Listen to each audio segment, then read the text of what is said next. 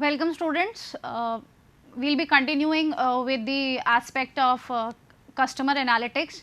We have already understood the basic few definitions, or we can say the concept of customer analytics.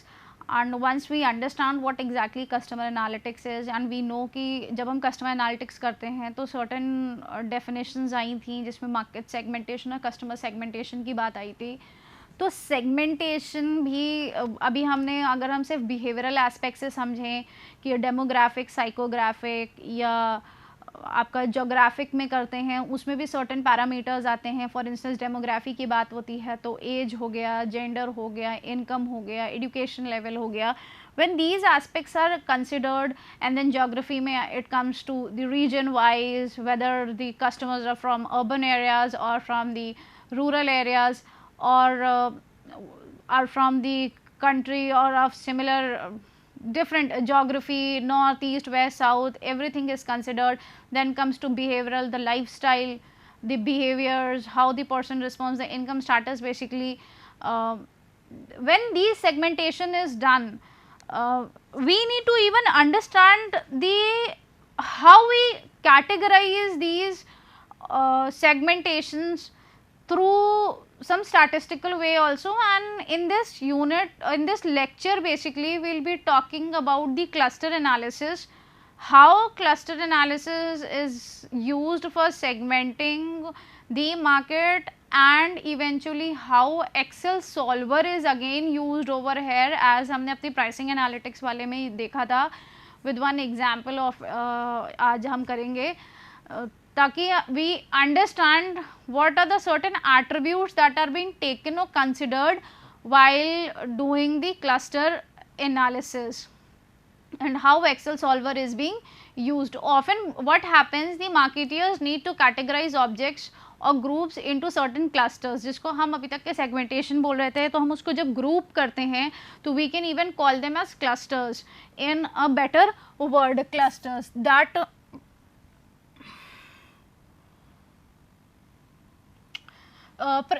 the more precise and statistically valid approaches is to use technique called cluster analysis. तो what happens कि once we sorry, ये मैंने पिछला वाला था.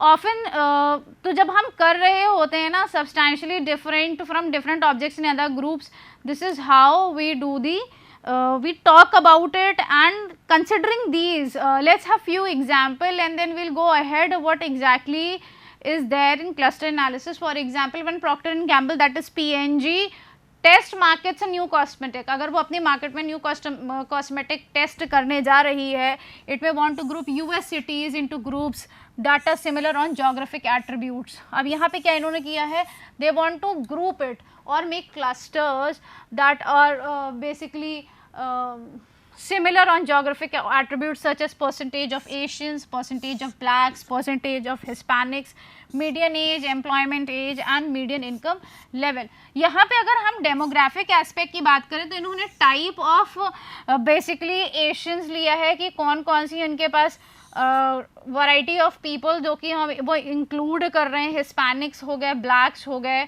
Plus median as क्या है, unemployment rate क्या है, इनकम लेवल क्या है. ये बेसिकली उनको सिर्फ और सिर्फ ग्रुप करना या कैटेगराइज करना है. अनदर एग्जाम्पल अगर हम देखें, an MBA chairperson naturally wants to know the segment of the MBA market in which her program belongs, कि वो किसको बिलोंग करता है. Therefore she might want to cluster MBA program based on the program size, based on international students, GMAT scores and post graduation salaries. अब यहाँ पे जो इन्होंने कैटेगरी या ग्रुप करने का क्राइटेरिया चूज किया है, it is this, that is international students, GMAT scores, post graduation, income level. Another example, understanding how grouping is done. A marketing analyst eight Coca Cola. अभी हमने एक एग्जाम्पल लिया P&G का, दूसरा लिया MBA स्टूडेंट्स का, तीसरा लिया Coca Cola. Wants to segment the market based on consumer preference for price sensitivity. यहाँ पे क्या इन्होंने क्राइटेरिया लिया, price sensitivity, preference of diet versus regular soda, preference of Coke versus Pepsi. This is how they have basically categorized, group or segmented. Then there are multiple ways again to segment one or more precise and statistically valid approaches. And here when these statistical approaches are used, they are being categorized into cluster analysis. Basically जब हम इनको categorize कर रहे हैं, जैसे कि अभी हमने फिर से आपको दिखाया diet, coke, price sensitivity, international students, program size, intake, as in when we use these information, the way we have segmented and we use statistical techniques, that is known as cluster analysis. A cluster analysis is a tool in lots discipline, not just marketing basically, and what we do is we condense data into clusters or groups, what we call market segment in the marketing. जब हम इसको clusters में बना लेते हैं, इसको हम market segmentation भी कहते हैं. What are the different criterias, what are the different basically segments, groups, attributes on the basis of which we have divided the market. A simple example of how cluster analysis work. For quick understanding of market segmentation, let us use two variables. यहाँ पे हमने दो variables लिए हैं, that is customer segmentation का and loyalty का, to help segment the customers on a database. यहाँ पे क्या से दो लिए हैं, ये दो बेसिकली क्राइटेरिया लिए हैं हम कह सकते हैं, या वेरिएबल्स नहीं है. जब हम स्टैटिस्टिकल टर्म्स में बात करेंगे तो हम वेरिएबल्स के एस्पेक्ट से बात करेंगे. दो वेरिएबल्स हमने लिए हैं, one is customer satisfaction, the other is loyalty. और हमने क्या किया है, we have assume that customer satisfaction that is CSAT scores is of 1 to 9, 1 से 9 के बीच में हमने उसको बेसिकली मेजर किया है, जिसमें 1 is very dissatisfied and 9 is very satisfied. अगर 1 से 9 के बीच में करेंगे, कोई अगर कस्टमर 1 यूज़ करता है that is very dissatisfied customer, and some customer that chooses 9 is very satisfied customers. And similar scores for the customer level of loyalty की बात जब आती है, लॉयल्टी एस्पेक्ट में भी हमने 1 से 9 के बीच में इसको पैरामीटर को चूज़ किया है, जिसमें 1 is high loyalty switcher to low loyalty and 9 is non switcher high loyalty. इस तरीके से हमने स्कोर्स चूज़ किए हैं. अगर हम इसको देखें तो अगर हमने इसको ग्राफ में चूज़ किया है, CSAT is customers and y axis में हमारा लॉयल्टी है, as in it moves from this way to this way. अगर this graph shows customers database information mapped onto a scatter graph, अगर हमने उसको चूज़ किया, डेटा जो मेरे पास आया, अगर हमने स्कैटर प्लॉट पे उसको प्लॉटिंग करी उस डेटा को, जो कि हमारे कस्टमर सेटिस्फैक्शन लॉयल्टी वेरिएबल्स को यूज़ किया था, तो वो ऐसा स्कैटर प्लॉट हमारा आया. द रेड स्क्वायर्स बेसिकली, जो हमारे ये रेड स्क्वायर्स हैं, ये रिप्रेजेंट क्या करते हैं, individual customers, and the large circle is the average score of the customers for CSAT. ये हमारा एवरेज स्कोर है which is 5.05 and loyalty average is 5.85. ये हमारा स्कोर है. अब हम इसको अगर हम बेसिकली 3 क्लस्टर्स में डिवाइड कर देते हैं, ठीक है, ये सेगमेंट कर देते हैं, जो कि डेटा हमारे पास सामने प्रेजेंटेड है. एक रेड में कर दिया, एक ब्लैक में कर दिया, एक ब्लू में कर दिया. तो हमें पता है कि हम ऐसे मूव कर रहे हैं, we are moving high that side, high this side. The black circle top right appears to be loyal customers with high level of customers and high level of satisfaction.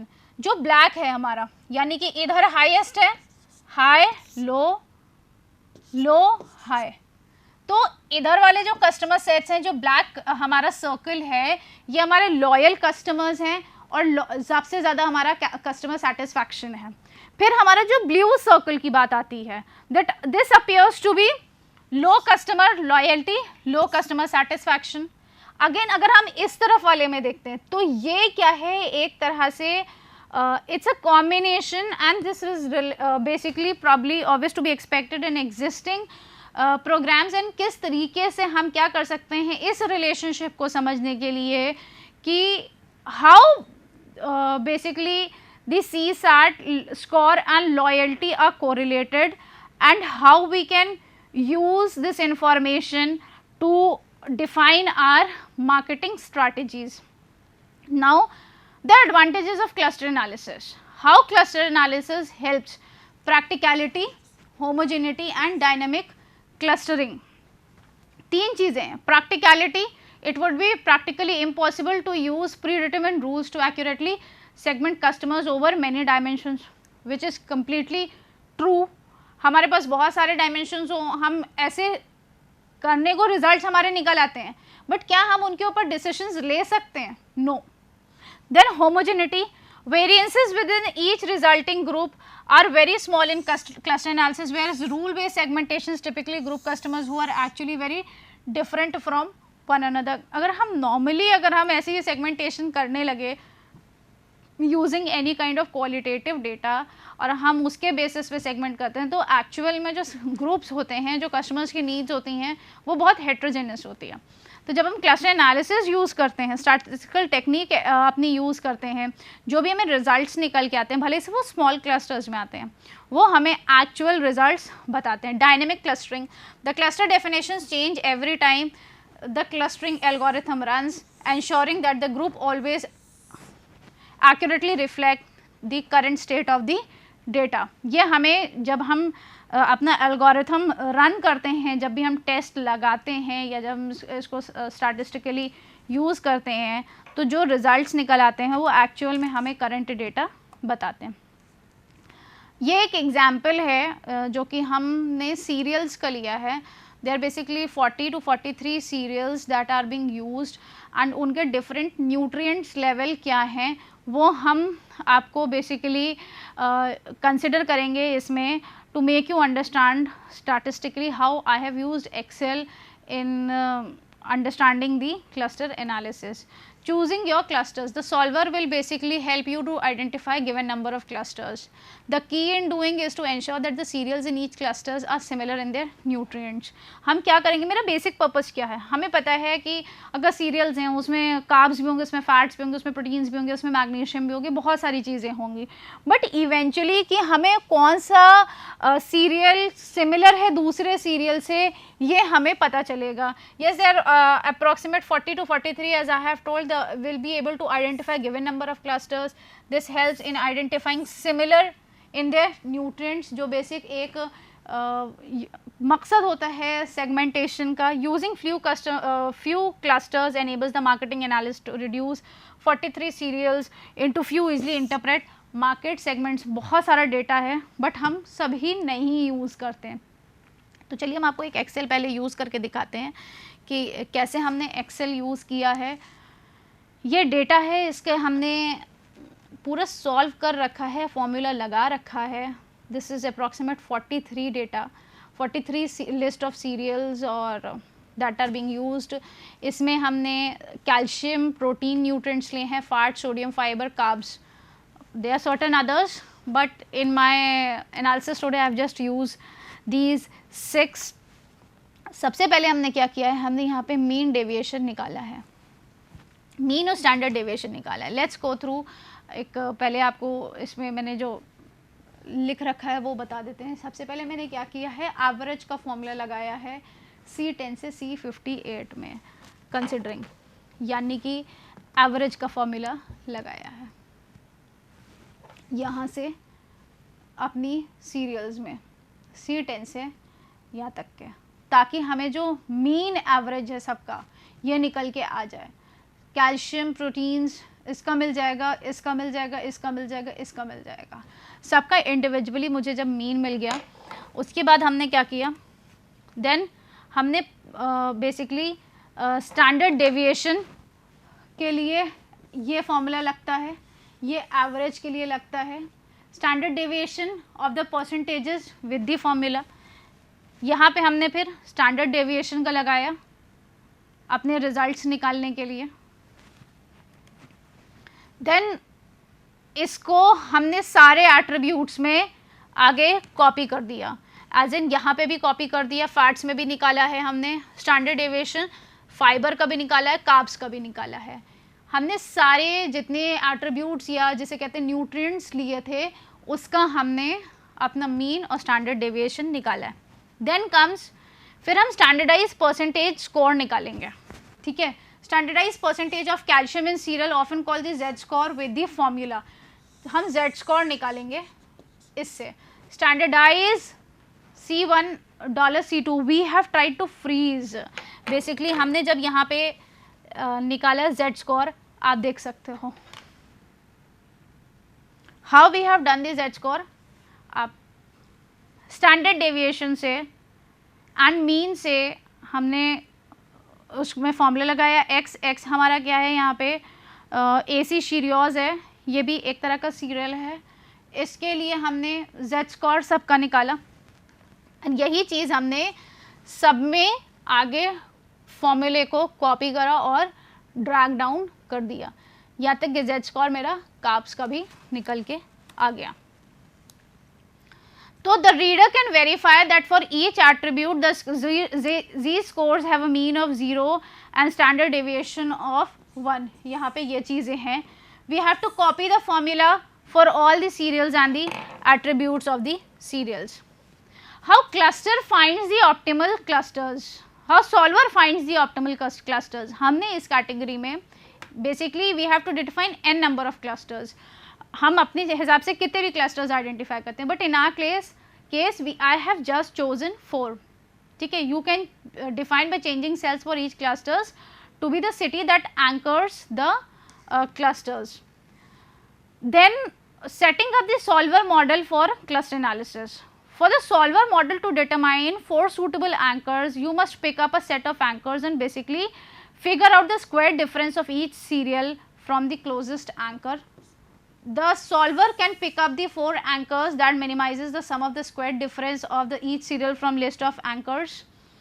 What we have to do is, सबसे पहले हम z scores के basis पे start करेंगे। हमने trial values for cluster anchors लिए, हमने 4 यहाँ पे क्लस्टर्स लिए थे, दैट सीरियल्स लिए हैं जिसको हमने क्लस्टर में डिफाइन किया है। Froot Loops, Raisin Bran, Frosted Flakes and Quaker Oat Meals, basically ये 4 सीरियल्स लिए हैं और हमने उनके लिए कुछ ट्रायल वैल्यूज़ ली हैं जो कि 1 से 49 के बीच में होनी है। एंड बेसिकली क्या किया है, यहाँ पे हमने एक वी लुकअप फंक्शन यूज़ किया है ताकि उसको हम अपनी जितनी वैल्यूज़ हैं जो भी हमने चूज़ किए थे ट्रायल वैल्यूज़, उसके बेसिस पे हम उन जो एंकर्स हैं या सीरियल्स हैं बेसिकली हम प्लेस करा लें। तो वी लुकअप वैल्यू ने आइडेंटिफाई किया and eventually identified the name of each cluster candidate. जब हमने यहाँ पे वैल्यूज़ ले ली, सबसे पहले हमने वैल्यूज़ ली थी 24 से 25 43 बेसिकली 1 से 49 के बीच में। उसके बाद जब हमने ये फॉर्मूला वी लुकअप का लगाया तो जो भी वैल्यूज़ थी 24 34 यहाँ के बीच में, तो ऑटोमेटिकली वो रिजल्ट्स हमारे निकल के आ गए। Now what we have to do is identify the Z score for each cluster anchor by copying this formula in we lookup H5 से L लुकअप I3। हमने क्या किया यहाँ पे, ये चीज़ हमें आइडेंटिफाई करनी थी, जेड स्कोर हमें अपने कैल्शियम का, ठीक है, प्रोटीन्स का, फैट्स का, सोडियम का, fibre and carbs of these basically cereals. या तो हम मैन्युअली पंच करें, डेटा कम है तो ठीक है मैन्युअली पंच कर सकते हैं, बट जब हमारे पास डेटा बहुत होता है एज एन एनालिस्ट तो व्हाट वी डू इज, यहाँ पे हमने वी लुकअप का फंक्शन यूज़ किया है ताकि उस सेट ऑफ जेड स्क्वायर के डेटा से, ठीक है, जेड स्क्वायर के डेटा से इसमें से हमारा पूरा का पूरा रिजल्ट निकल के आ जाता है and automatically it gets filled into it. Now we have to compute the square difference from each serial to each cluster candidate. अब हमें यहाँ पे next क्या करना है, हमें अपने basically standard आपका z score से square difference निकालना है, ठीक है। difference निकालने के लिए भी हम results लेते जाएंगे जो भी हमारे पास हैं यहाँ पे। तो सम x my2 ये फॉर्मूला हमने यूज़ किया है बेसिकली आगे इसको कंप्यूट करने के लिए। फिर compute the difference of archeries from the second cluster change and each to 5a to a। हमने इसी चीज़ को हमें डिफरेंस, जैसे कि आपने ये देखा, ठीक है, difference of 2 to 1, difference of 2 to 2, difference of 2 to 3, जब हम ये निकाल लेते हैं सम ऑफ स्क्वायर डिफरेंस, तो ऑटोमेटिकली इसके लिए हमने क्या फॉर्मूला यूज़ किया है, इसके लिए हमने ये फॉर्मूला यूज़ किया है। अब यहाँ पे जो I5 आप देख रहे होगे, अगर हमें यही चीज़ difference of 2 to the power 2 पे करना है तो ये जो 5 है this would change to 6, as in इस वाले में रेजिन ब्रांड की वैल्यू सारी ऑटोमेटिकली पिकअप करता चला जाएगा. Finally, we change and we copy this formula to get the results. Now what we have to do is we have to find out the closest cluster anchor. अब हमें यहाँ पे serial nutrient में जो closest cluster anchor होगा उसके लिए हम मिनिमम का फॉर्मूला लगाएंगे यहाँ पे. अब हमने यहाँ पे क्या है, मिनिमम डिफरेंस जो है अपना क्लस्टर एंकर में, उसके लिए जो हमारी जो वैल्यूज़ निकल के आई हैं डिफरेंस पे, आप देख सकते हो स्क्रीन पे, इसके लिए हमने कौन सा फॉर्मूला निकाला है, minimum difference between these squared difference जो हमने निकाला है स्क्वायर रूट का, उसमें से जो मिनिमम वैल्यू होगी वो यहाँ पंच हो जाएगी and then we'll eventually drag it down. Then यही चीज़ इस आगे भी फॉलो करेंगे. देन कम्स इस वाले में each serial is assigned entering compute the match का formula and copy this to others. अब हमें यहाँ पे इसको भी देखना है, जो सीरियल हमारा असाइन हो रहा है, जब हमने मिनिमम डिफरेंस निकाल लिया, हमने स्क्वायर्ड वैल्यू निकाल ली, जब हमने इस फॉर्मूला को लगाया मैच करने के लिए कि जिसकी भी मैचिंग हमें देखना है, जो भी मिनिमम डिफरेंस है कि क्या रिजल्ट्स आ रहे हैं, तो कौन से सीरियल असाइंड हो रहे हैं, तो तब हम ये फॉर्मूला लगाते हैं and then we get this result. This formula basically identifies which element in column O and R gives the smallest square difference to the cereal. यहाँ पे ये जो फॉर्मूला हमने यूज़ किया है ये हमें डिफाइन करता है कि स्मॉलेस्ट स्क्वायर डिफरेंस सीरियल्स में क्या है. Now we'll be using Excel solver basically to find the optimal clusters for 4 of these clusters. अब हमने यहाँ पे ऑप्टिमल क्लस्टर का बेसिकली ऑप्टिमल सॉल्वर यूज़ करना है हमें पता लगाने के लिए, और यहाँ पे जो मिनिमम डिफरेंस तो हम सम ऑफ स्क्वायर्ड जो टारगेट सेल में वैल्यू लेंगे वो हमने मिनिमम डिफरेंसेस जो थी उसको सबको सम ऑफ स्क्वायर्ड डिफरेंस को ऐड कर लिया है using this formula. Sum of ये जितने भी वैल्यूज़ हैं ये पूरा मेरा कॉलम सेलेक्ट हो जाएगा. Now we'll be using the evolutionary solver which would basically select the options of the solver and यहाँ पे जो हम म्यूटेशन रेट यूज़ करेंगे ऑप्शंस में जा कर के वो 0.5 यूज़ करेंगे ताकि जल्दी से, अभी हम आपको दिखाते हैं, हम डेटा में जाएंगे, डेटा में हम सॉल्वर यूज़ करते हैं. I've already punched in, आप देख सकते हो ये है ये चीज़, फिर H5 से H8 ये चीज़ हमारी ये Froot Loops, Raisin Bran, Frosted Flakes, Quaker meal ये यूज़ हुआ है यहाँ पे वैल्यूज़. फिर हमने जो कंस्ट्रेंट्स ऐड करे हैं क्योंकि कंस्ट्रेंट्स में हमारे 43 सीरियल्स थे उसको हमें कंसिडर करना है more than equal to should be integer और लेस देन 1. फिर हम ऑप्शंस में जाते हैं. जैसे ही हम ऑप्शंस में जाते हैं जो हमारा म्यूटेशन रेट है it should be equal to 0.5 और हम इसको सॉल्व कर देंगे. Keep the solution. हमारे जो सीरियल्स असाइंड हुए हैं, जो वैल्यूज़ निकल के आती हैं, इवेंचुअली हमें 1 2 1 2 ऑटोमेटिकली रिजल्ट्स चेंज हो जाते हैं and we get to know the results.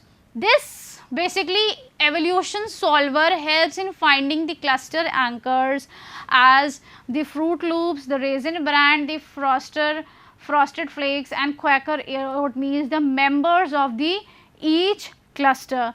This is what, and the Z score basically क्या करता है, they represent a typical number of clusters. आपको हम फिर से दिखा देते हैं जो वैल्यू बेसिकली हमने चूज़ करी थी एक्सेल में, इसीलिए मैंने एक और एक्सेल शीट आज बनाई ताकि हम आपको जो रिज़ल्ट्स पहले निकले थे सीरियल असाइंड वैल्यू करने के बाद हमने फॉर्मूला लगाया था, अब जब हमने इसी पे अपना रिज़ल्ट्स अपना क्या कहते हैं एक्सेल सॉल्वर लगाया, आप देख सकते हो जो रिजल्ट्स 1 2 1 2 1 2 जो भी हैं हमारे रिजल्ट्स निकल के, तो क्लोजेस्ट एंकर्स जो निकल के आ रहे हैं वो हमें इवेंचुअली पता चल रहे हैं.